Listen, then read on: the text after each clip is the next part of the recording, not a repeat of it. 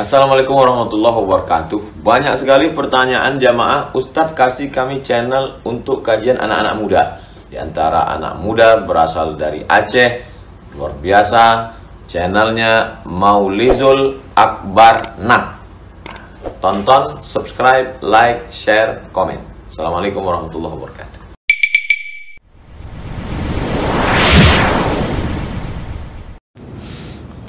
Assalamualaikum warahmatullahi wabarakatuh. Innal hamdalillah nasta'inuhu wa nastaghfiruh wa na'udzu bihi min shururi anfusina wa min sayyiati a'malina. Man yahdihillahu fala mudilla lahu wa man yudlil fala hadiya lahu. Asyhadu an la ilaha illallah wahdahu la syarika lahu وأشهد أن محمدا عبده ورسوله الكريم. اللهم صل وسلم على نبينا وسيدنا المصطفى محمد وعلى آله وأصحابه أجمعين. أما بعد، رب اشرح لي صدري ويسر لي أمري واحلل عقدة من لساني يفقهوا قولي. Segala puji bagi Allah, kemudian salawat dan salam kepada Rasulullah, pada keluarga dan seluruh sahabat-sahabatnya yang Allah muliakan insyaAllah. Bapak-bapak, ibu-ibu, jemaah salat maghrib dan isya yang berhadir kerana Allah, semoga Allah membalas dengan pahala yang berlimpah insyaAllah.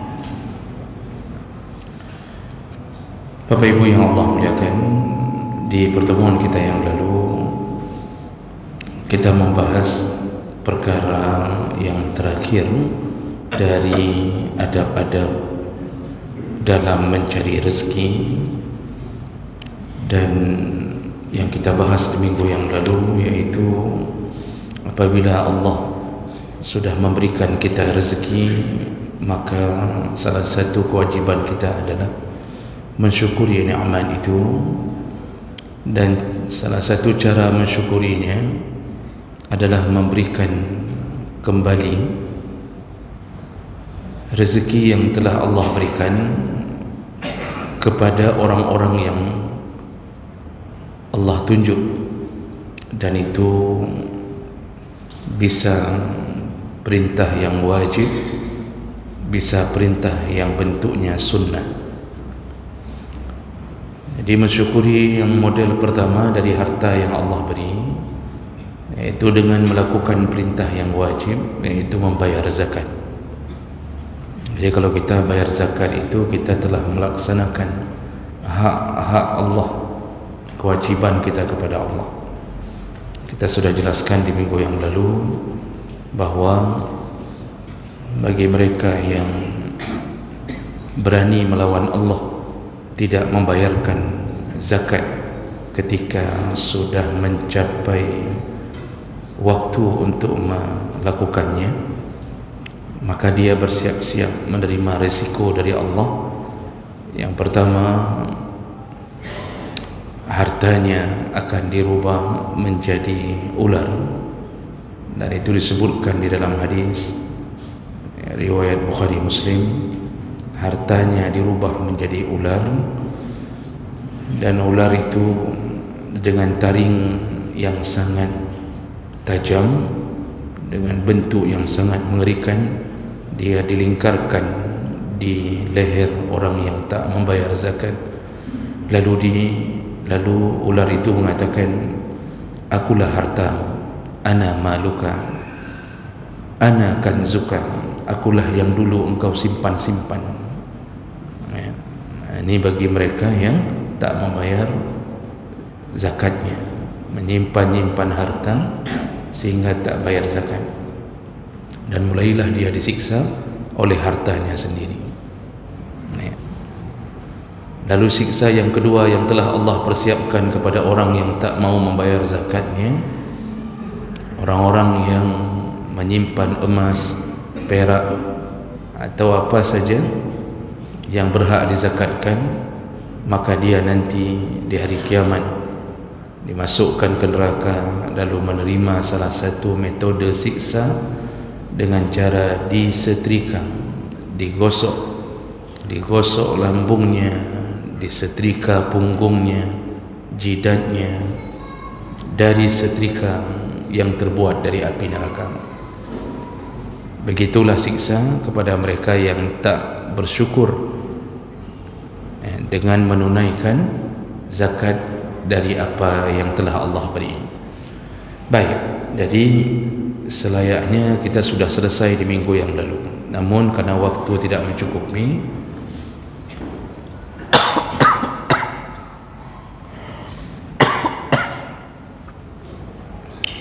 ada satu perintah lagi untuk menunjukkan rasa syukur kita kepada Allah, dan perintah itu berbentuk sunnah. Sesuatu yang bentuknya tidak menimbulkan dosa, tetapi tidak baik kalau ditinggalkan. Anjuran Allah bagi mereka yang telah diberi rezeki oleh Allah, yaitu memperbanyak untuk berinfak, bersedekah, atau apapun yang sifatnya dianjurkan. Termasuklah yang paling bagus itu ketika dia melakukan wakaf. Di wakaf ini salah satu amalan yang dikejar-kejar oleh para sahabat. Mereka selalu berusaha selama hidup ada yang diwakafkan. Makanya sahabat kalau punya kebun, maka mereka akan berusaha mewakafkannya untuk kepentingan dan kemaslahatan agama. Karena wakaf itu menurut jumhur ulama dialah harta yang paling kuat yang dimaksud dengan sedekah jariah. Jadi kalau kita memberikan sesuatu ke masjid, kata Rasulullah, walaupun sebesar sangkar burung, kata Rasulullah, walaupun sebesar sangkar burung yang kita beri.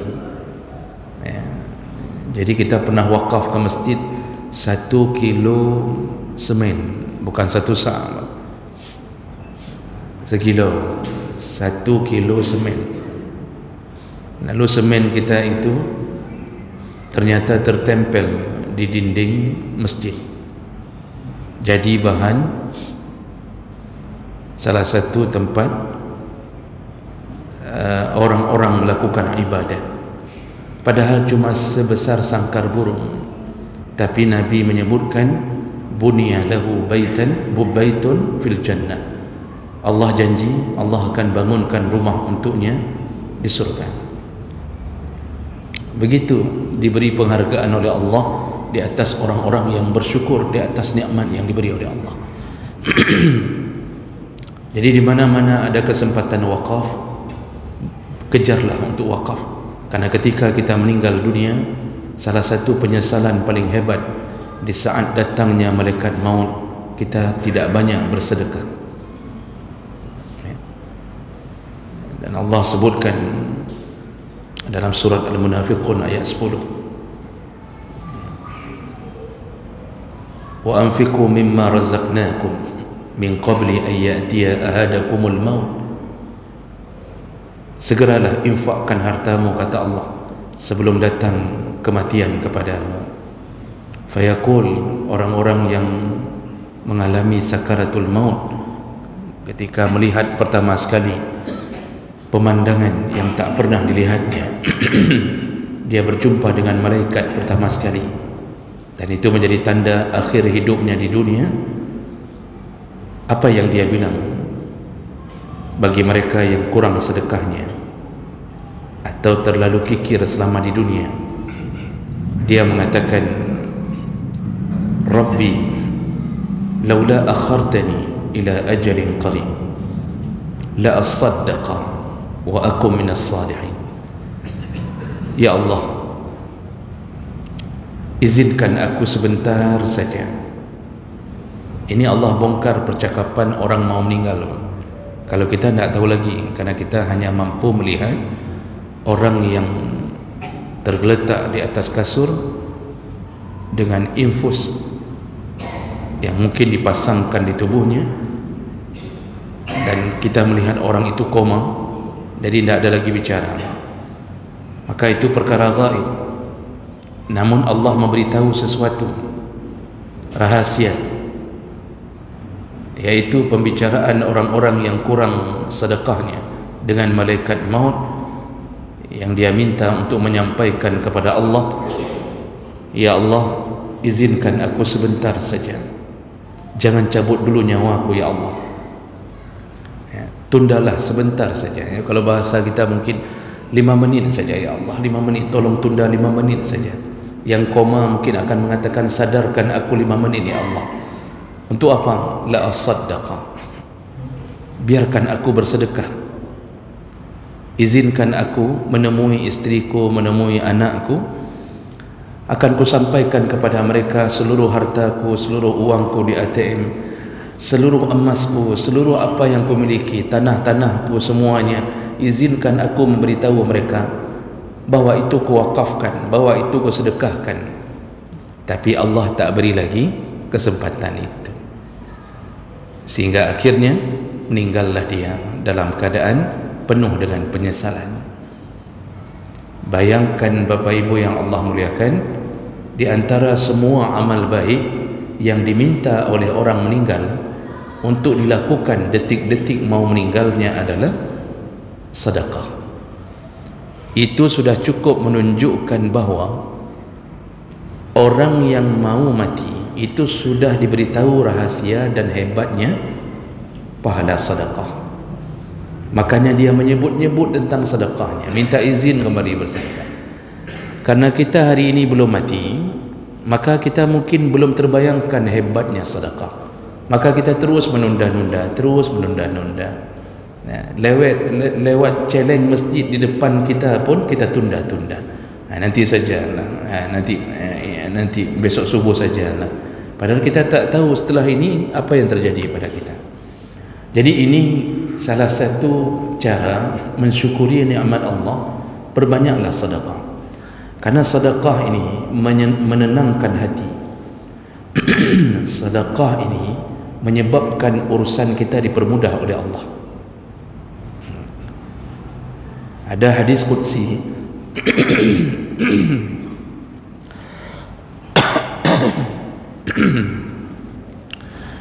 ada hadis qudsi, Allah mengatakan, anfiq unfiq alaik, infakkanlah hartamu, maka aku akan membalas infakmu. Jadi Allah mengatakan, kalau engkau berinfak, maka aku akan berinfak kepadamu. Maksudnya Allah tambah selama ini yang menjadi jatah kita rezeki, kuota kita itu rezeki. Dan begitu kita bersedekah, Allah janji, kalau engkau menyedekahkan di atas rezeki yang telah kuberi, maka aku akan menginfakkan kepadamu. Jadi bahasa Nabi ini, bahasa Allah dalam hadis qudsi ini, Allah memberi di luar jatah rezeki yang telah ditetapkan Allah untuk menghidupi kita. Allah bisa turunkan keberkahan-keberkahan pada harta. Allah bisa tambahkan harta itu dengan syarat engkau infakkan, ku infakkan kepada. Lalu disambung lagi, wala tuhsi fayuhsillahu alaik, jangan engkau menghitung-hitung ketika engkau berinfak, jangan engkau menghitung-hitung. Maksud menghitung, pelitnya, bakhilnya. Jadi dia pikir-pikir, ini saya infak atau tidak ya, infak atau tidak ya, ini gimana ini, kalau saya infak nanti kayak mana nih kejadiannya, macam-macam. Jangan, kata Allah, kalau itu engkau lakukan, maka Allah juga akan berhitung-hitung kepadamu ya. Kalau engkau mulai menghitung-hitung dengan Allah, Allah pun mulai berhitung-hitung denganmu. Makanya orang-orang yang tak suka berinfak, hai gem sedekah nah, cuma gem hitung-hitung. Nanti kalau ada orang yang tanya, Bapak udah sedekah ke masjid? Udah, tahun yang lalu udah saya kasih sekali. Dia menghitung-hitung padahal hartanya cukup banyak ya. Bapak udah kasih itu ke miskin itu? Sudah pernah saya kasih, 3 tahun yang lalu sudah saya kasih. 3 tahun yang lalu dia kasih, seakan-akan orang miskin itu makannya 3 tahun sekali. berat sekali untuknya menambahi apa yang telah dia lakukan. Dia sudah wakaf sekali, lalu dia tak berani wakaf kali kedua. Padahal jemaah bukan Allah Subhanahu Wa Taala, wakaf itu amalan paling hebat. Namun perlu diketahui, dalam fiqh disebutkan kalau benda wakaf itu tiba-tiba terhenti manfaatnya, maka terhentilah pahalanya. Jadi kalau kita pernah wakaf ambal ke masjid, lalu ambal itu dimakan oleh zaman, dia menua, kemudian mulai rusak, benang-benangnya tercabut, sehingga sudah berpuluh tahun, akhirnya ambal itu tidak mungkin lagi dijadikan sebagai salah satu alas di masjid, jadi mau diganti. Kalau ambal itu dilipat, disimpan dalam gudang, tak lagi orang salat di atas ambal itu, maka pahalanya pun terhenti. Pahalanya pun terhenti. Itu sifat wakaf. Nah, kita yang pernah wakaf itu jangan marah kalau panitia masjid tiba-tiba mengganti ambal kita. Jadi jangan mengamuk-ngamuk mengatakan Kakak Pina ada keju. Itu orang kalau sudah marah kan begitu. Itu ada, mana ada orang marah mengatakan Kakak Pina ada lontuan ju. Mana ada itu. Orang kalau sudah marah, Kakak Pina ambal keju katanya. Kamu sudah pindahkan ambal yang saya kasih. Itu bagaimana itu wakaf sudah saya beri tiba-tiba dihilangkan begitu saja. Bagaimana tidak dihilangkan? Dia sudah tak layak pakai, Pak. Orang sujud semuanya berdarah dahinya. Orang duduk tak betah lagi di masjid, duduk di atas ambal yang pernah kita berikan. Begitu pulang, Pak, semua bercoret-coret. Kulit kita bercoret-coret dengan kasarnya ambal, pantas mau diganti. Jadi bagaimana cara kita mendapatkan pahala kembali? Perbaharui wakaf itu. Bukan disuruh ngamuk-ngamuk, disuruh perbaharui. Begitu tahu mau diganti masjid, mau diganti masjid. Bahkan juga diganti masjid. Begitu tahu mau diganti ambal masjid, kita segera mengatakannya, saya tambah satu, saya ganti yang lama, saya ganti dengan yang baru. Nyan menan baru tawakaf lah. Jadi jangan fikir begitu wakaf itu terhenti dari manfaatnya lalu kita tetap dapat mengalir pahala. Tidak, karena sifat wakaf adalah manfaatnya. Bendanya dihitung tetap seperti milik kita, tetapi walaupun kita tak boleh mengambil kembali, tetapi yang dihitung oleh Allah manfaatnya. Jadi bayangkan orang-orang yang wakafnya tak pernah berhenti, cuma dialihkan, Masya Allah, sampai meninggal, dia terus mengalir, Pak. Dan wakaf itu nak mesti ambal, nak mesti di dalam masjid. Orang berlomba-lomba kasih di dalam masjid, keramik harus di masjid, harus dalam masjid. Nanti ada yang lebih parah lagi, harus menentukan harus yang imam injak. Kalau bukan yang imam injak dia nak mau kasih, ilung ne peduk yang ke imamnya tak boleh ilung. Padahal atas nama wakaf untuk masjid semua sama, tapi orang lomba-lombanya yang dimaksud masjid untuk salat. Dikira WC itu tak bukan wakaf. Bapa, kita tak bisa salat dengan nyaman kecuali kita menuju ke WC lebih dahulu. Waktu kita buang hajat, itu yang wakaf ruang WC itu siapa? Kenapa orang bisa dengan aman dan nyaman? Gara-gara ada orang yang mewakafkan. Setelah dia lalu dia baru menuju ke dalam masjid, aman perutnya, khusyuk salatnya. Diawali dari mana? Dari WC. Maka seluruh pahala orang yang wakaf WC sama pahalanya dengan orang yang wakaf ambal. Ini kalau dibuka pengumuman wakaf WC untuk buat WC, tidak ada yang kasih, Pak. Untuk apa? Untuk WC. Oh, han ke menyut itu han ke. Semua tak mau kasih. Sehingga kadang-kadang cuba bayangkan kalau masjid tak ada WC-nya. Bayangkan kalau masjid tak ada tempat tohiknya, tak ada tempat buang kencing. Cuba bayangkan bahawa orang semuanya datang ke masjid, itu wuduk saja yang ada, WC tak ada, tempat kencing tak ada. Bayangkan orang, Pak, itu tak akan datang ke masjid itu. tak akan datang. Kenapa? Untuk apa kita datang? Tak bisa pun kita kencing, tak bisa. Maka jangan fikir wakaf itu cuma bentuknya di dalam saja, tidak, di luar, kanan kiri, Pak. Itu berlomba-lombalah untuk wakaf. Berusahalah hidup memberi sesuatu kepada agama ini. Jangan khawatir, Pak, selama benda-benda itu dimanfaatkan oleh orang banyak, Masya Allah, pahala mengalir.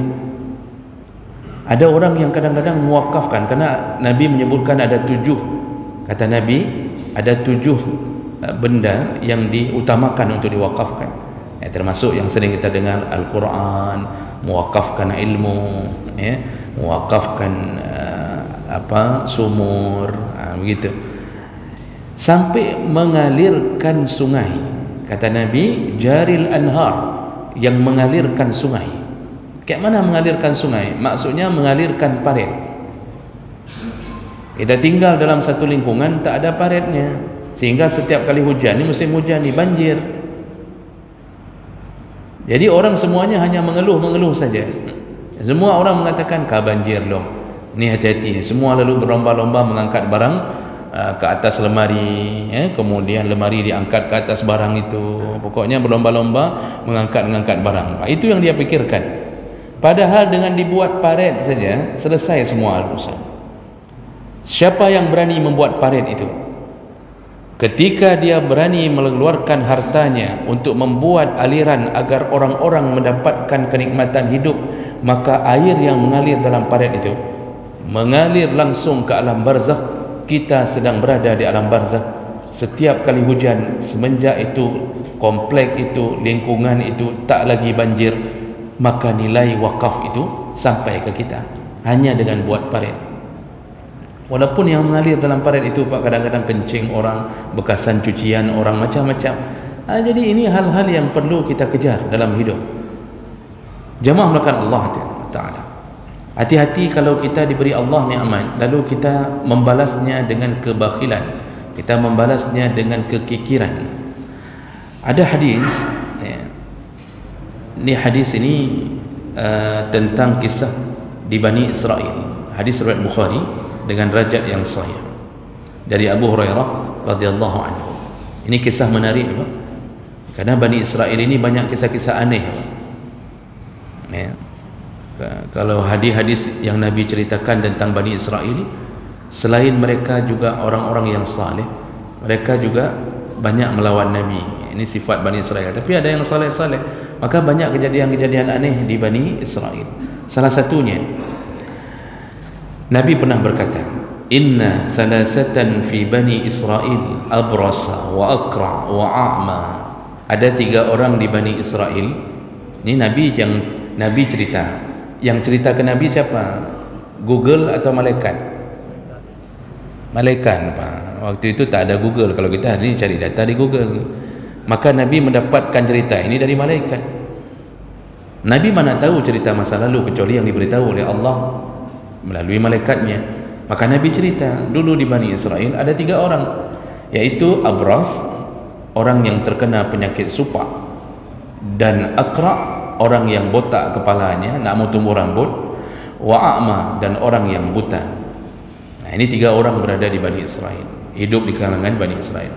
Fa aradallahu ayyabtaliyahum fa ba'asa ilaihim malaka. Lalu kemudian Allah Subhanahu wa taala ingin menguji mereka, menguji rasa syukur mereka, diutuslah malaikat.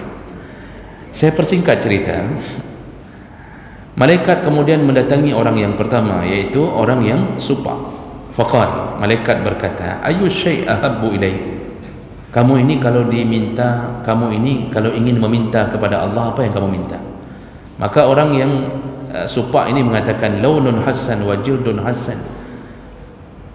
Kalau boleh aku minta, berikanlah aku kulit yang indah, dan berikanlah warna yang indah. Artinya warna kulit dan kulitnya bagus kembali, karena selama ini dia terkena penyakit kulit yang bernama supak. Itu permintaannya. Famasahahu, lalu ternyata malaikat diizinkan oleh Allah, disentuhlah tubuhnya oleh malaikat, lalu kemudian sembuhlah dia seketika, dan kemudian dia mempunyai perawakan atau penampilan yang berbeda. Jadi langsung sembuh. semua supaknya langsung sembuh. Itu kalau Allah menginginkan kita sembuh, langsung bisa sembuh. Lalu kemudian malaikat menawarkan lagi, fa ayyul mal ahabbu ilai. Ini kamu sudah sembuh, sekarang kamu ingin harta apa yang diberikan Allah untukmu? Lalu dia menjawab, al-ibil, unta. Lalu malaikat kemudian memberikan unta. Jadi memunculkan unta, diberikanlah unta kepada orang yang supak ini. Lalu kemudian malaikat datang kepada orang yang akra, yang botak, tak berambut, tak mau tumbuh rambut. Malaikat mengatakan, apa yang kau inginkan? Maka dia mengatakan bahawa yang kuinginkan adalah Allah tumbuhkan kembali rambutku sehingga keadaanku tidak begini. Ini orang botak dulu, Pak. Jadi bapak jangan tersindir. Ini kok udah bilang-bilang tu saya nih. Ini cerita Bani Israel nih, Pak, ini. Jadi kita yang sudah lumayan botak, ini bukan ke bapak, ini ke Bani Israel. Jadi kalau bapak mau minta, ya tunggu malaikat lah. Nah, kemudian disapulah kepalanya oleh malaikat. Ini saya singkatkan. Tumbuhlah semua rambut begitu indahnya, dan dia berubah menjadi ganteng kembali, menjadi muda kembali dengan rambut yang baru. Begitu kalau Allah menginginkan. Lalu kemudian malaikat berkata, apa yang engkau inginkan? Maksudnya kamu mau apa diberi oleh Allah Subhanahu wa taala dari benda atau dari harta? Lalu dia mengatakan, al-baqar, aku menginginkan sapi. Jadi mungkin ini dulu mereka beternak, jadi mereka memikirkan ini bisa beternak kembali atau harta. Diberikanlah sapi oleh malaikat. Tentu Allah yang izinkan. Sapi itu sapi yang hamil, sedang hamil, diberikan sehingga cepat terus mempunyai anak. Lalu kemudian malaikat mengatakan, Allah memberkahimu di dalam hartamu. Lalu didatangilah orang yang ketiga yang buta, ditanya kembali, apa yang kau inginkan dari Allah? Orang buta ini mengatakan, aku ingin agar mataku bisa melihat kembali. Lalu kemudian malaikat mengatakan, disapulah oleh malaikat matanya dan dia sembuh. Lalu kemudian malaikat berkata, harta apa yang kau inginkan dari Allah? Orang buta ini mengatakan, al-ghanam, kambing. Jadi ini mungkin mereka itu masa itu beternak, semuanya suka beternak. Jadi mintanya kambing, tidak minta sawah, tidak minta Avanza, mintanya kambing. Nah, akhirnya setelah berlalu beberapa saat, mereka hidup sudah kaya raya, kambingnya beranak pinak, semua beranak pinak. Malaikat ini datang kembali, dan kali ini malaikat yang sama datang fi suratihi wa hayatihi, dia datang dengan bentuk rajulun miskin, orang yang miskin. Malaikat ini menjelma menjadi orang miskin, bajunya compang-camping. Dia datangilah ketiga orang ini. Lalu dia datangi pertama orang yang supak tadi. Lalu kemudian dia mengatakan bahawa aku orang yang miskin, aku kehabisan bekal dalam perjalanan. Dengan nama Allah, berikanlah aku sedikit sedekah untuk kulanjutkan perjalanan ini. Disebutkan oleh malaikat, dengan nama Allah yang telah memberikanmu kulit yang begitu indah, maka kumohon bantulah aku untuk bisa melanjutkan perjalanan. Apa jawaban si orang yang sembuh dari supak itu? Al-huquq katsirah, katanya, saya banyak keperluan ya. Kan begitu kira-kira. Saya banyak keperluan saya, katanya. Dia nak mau kasih, dia mengatakan, ya lung kok le perleh lung. Nanti mungkin kalau dibuat sinetron dia akan tambahkan, mangat mentang ke laki-laki. Begitu. Enak saja kau minta-minta. Lalu kemudian malaikat ini berkata, ka'anni a'rifuka alam takun abras yakdarukan nas. Sepertinya aku mengenalmu, bukankah dulu engkau orang yang supak, yang kulitmu dulu terkena supak. Lalu Allah memberikan kesembuhan. Apa jawaban si orang supak ini? Dia berbohong lagi. Dia mengatakan, innama waristu hadzal mal kabiran an kabir. Aku ini, katanya, aku mendapatkan harta dan keindahan kulitku ini, itu bukan dari Allah, aku yang mengusahakannya. Begitu dia mengatakannya. Lalu malaikat berkata, in kunta kaziban, kalau engkau berbohong, fasayyarakallah ila ma kunta, maka Allah akan mengubahmu kembali menjadi orang yang supak. Setelah malaikat itu berkata, tiba-tiba berubahlah orang itu kembali menjadi supak. Jadi kena supak lagi, kemudian menjadi miskin lagi. Jadi binatang-binatang ternaknya, unta-untanya dulu diambil kembali oleh Allah, dimatikan satu persatu. Lalu datanglah dia, malaikat ini kembali dengan jelmaannya menjadi orang miskin. Dia datangi orang yang botak tadi, yang sudah berambut. Sama lagi kejadiannya, orang botak itu pun ketika diberitahu oleh malaikat, saya orang miskin, dalam perjalanan kehabisan bekal, tolonglah saya. Nah, si botak ini juga mengatakan hal yang sama. Dia menolak untuk memberi bantuan apapun. Lalu malaikat berkata, bukankah engkau ditolong oleh Allah dulu sehingga kepalamu yang pelontos tidak ada apa-apa ditolong oleh Allah, diberikan rambut? Dia kembali mengatakan, oh kan nyolong yang usaha yang. Akhirnya malaikat berkata, kalau engkau berbohong maka dikembalikanlah kepada asalmu. Betul-betul botak kembali. Dan datanglah ke orang yang ketiga, yaitu orang yang buta. Nah, singkat cerita, terjadi komunikasi dan ternyata orang buta itu begitu dikasih tahu bahwa ini orang miskin, si buta mengatakan, orang yang buta yang sudah nampak itu mengatakan, mataku ini diberi penglihatan kembali oleh Allah, maka hari ini ku kembalikan apapun milik Allah kepadamu, karena yang tolong aku pun Allah. Maka ambillah apa yang kau mau untuk lanjutkan perjalanan, ambillah, karena semua yang datang pun dari Allah. Maka ketika engkau minta, itu pun dari Allah, ambillah, kata si orang yang sembuh dari buta. Maka malaikat kemudian mengatakan, semoga Allah menjaga hartamu, aku tak mengambil apapun dari hartamu. Lalu akulah orang yang dulu datang kepadamu untuk menyembuhkanmu dengan izin Allah. Hartanya tidak diambil sedikit pun, lalu bertambah-tambahlah kekayaan si buta ini. Hadis sahih riwayat Bukhari. Apa intinya, Pak? Kalau sedang diberi nikmat oleh Allah, jangan sampai diambil kembali hanya karena kita tidak mensyukuri nikmatnya. Makanya kalau kita sehat, kita kaya, Pak, boleh sedekah. Kalau datang orang miskin, jangan diusir. Tidak dikasih boleh kalau kita tahu dia penipu, tapi jangan dicaci, jangan diusir. Kalau datang pengemis-pengemis yang kita tak kenal, mungkin hati-hati sedikit. Bisa jadi itu malaikat yang datang ke rumah kita menguji harta kita. Makanya buat pintu pagar tu jangan tinggi-tinggi kali. Ni buat pintu pagar BB naik 3 meter. Pengemis capek teriak-teriak nak terdengar. Dipencetnya bel, Pak. Bel rupanya hanya untuk lantai 1. Dia tidur lantai 4, Pak. Dia perlu 4 lantai. Isteri pertama lantai pertama, isteri kedua lantai ketiga, perlu 4 lantai.